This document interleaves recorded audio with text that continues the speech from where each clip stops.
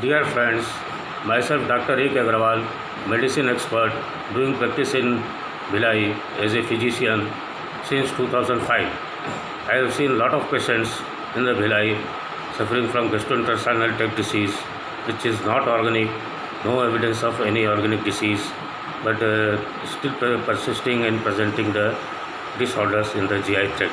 So today I discuss the first most common disease, the IBS, irritable bowel syndrome. The most common disease found in young adults, mostly women, in comparative to men. So first is, what is the causes of irritable bowel syndrome? So the causes of irritable bowel syndrome is excessive hoteling, excessive consumption of fast food, excessive consumption of alcohol, cigarette, tobacco chewing, and various types of coffee, tea, mocktails like elements, which is available in market, fast food centers, hotels, restaurants, and irregular diet habit, irregular food habit, and malnourished foods like fast food, junk foods, etc. This is the basic causes of irritable bowel syndrome can cause IBS. Second, the symptoms of the irritable bowel syndrome. So the symptom of irritable bowel syndrome is acute abdominal pain, mostly in entire abdomen or left lower quadrant of abdomen or right lower quadrant of abdomen, relieved after defecation. Relieved after defecation. The acute pain in abdomen relieved after defecation or after the passage of letters, or you can say the passage of gases. So this is the basic symptom of irritable bowel syndrome.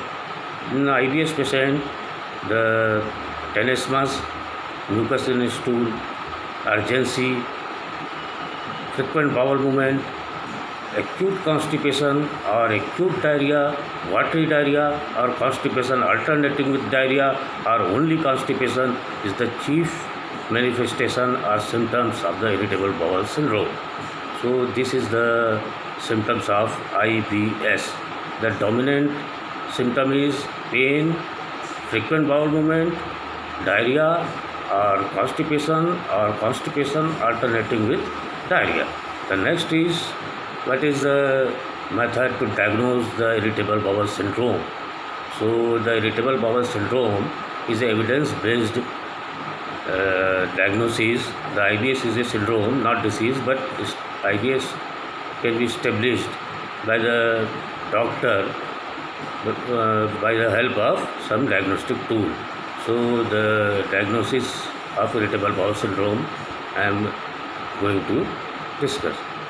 The entire abdomen, ultrasound, ultrasonography, and upper GI endoscopy to see the stomach, duodenum, jejunum, entire stomach mucosal walls, and lower GI endoscopy to see or visualize the entire colon from rectum to sigmoid, ascending, descending colon, and the flexures of the colon, splenic flexures and hepatic flexure. When we start the medical instruments to diagnose the irritable bowel syndrome, first of all, we check the history of patient, the blood investigation of patient, and the endoscopy of the patient. So the upper GI endoscopy, lower GI endoscopy should be performed.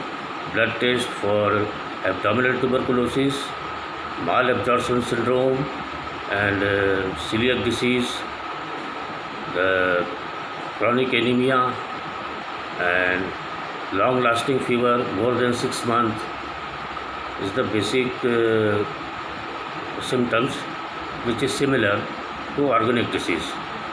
So we have to rule out the organic disease by the help of the diagnostic tool, which I discussed earlier.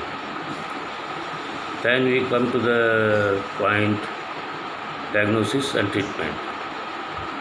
So the basic investigation is blood test, upper GI endoscopy, colonoscopy and ultrasound of the entire abdomen.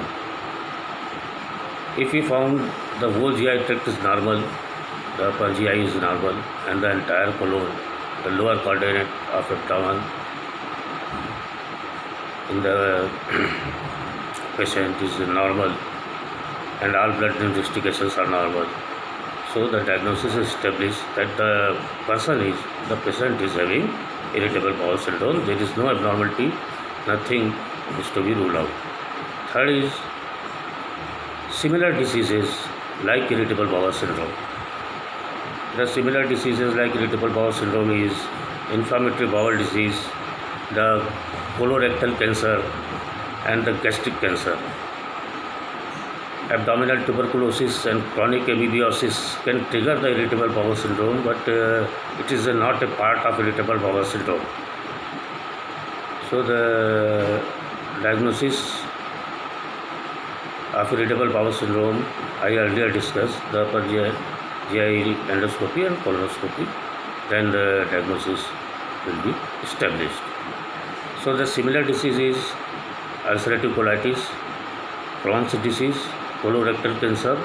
The symptom of these three diseases are constipation,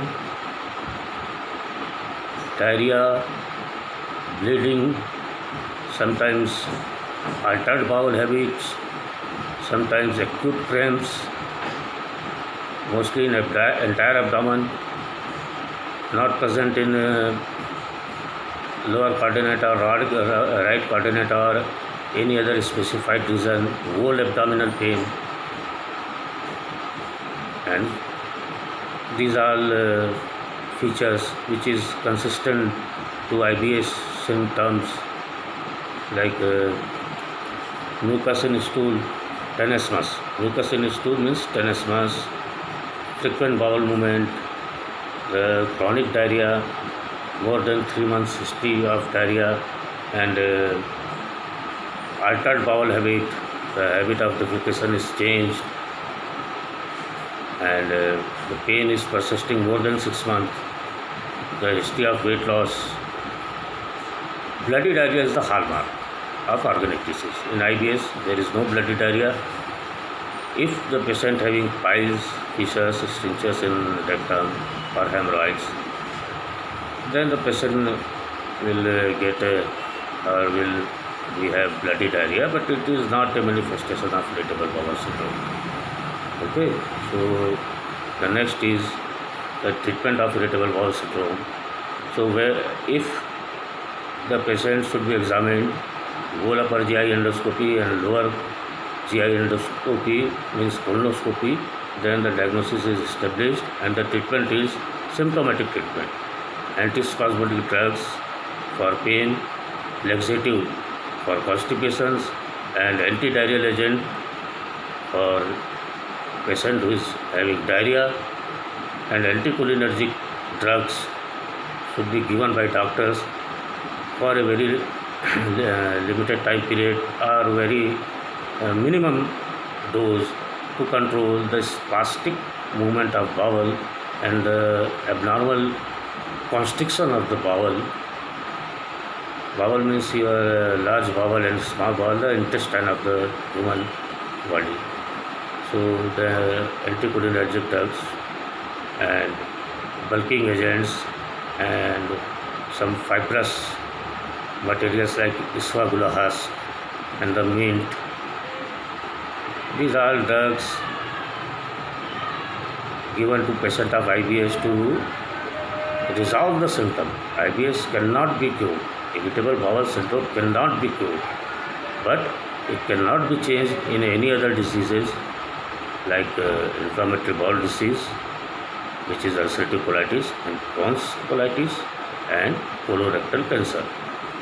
It's a very simple syndrome, occurs in second and fourth decade of life, mostly occurs in young patients. Women are more often affected than men, and the trigger is consumption of high amount of fast food or regular hoteling or abnormal eating fashions. abnormal timings of meals. So these all are the basic things. Then we further proceed to the precaution. The precautions is only to avoid alcohols, tobacco chewing, smoking. Do not consume daily fast food or routine hoteling. These all are basic things which trigger the syndrome, which is irritable bowel. And chronic amoebiasis can also lead the irritable bowel syndrome. But trust me, the irritable bowel syndrome is a harmless disease.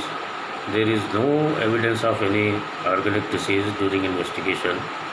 And if diagnosis is established, the IBS is a chronic disorder, persist long life, and patient have to bear the abdominal pain and altered defecation fashion to his entire life. Okay, thank you.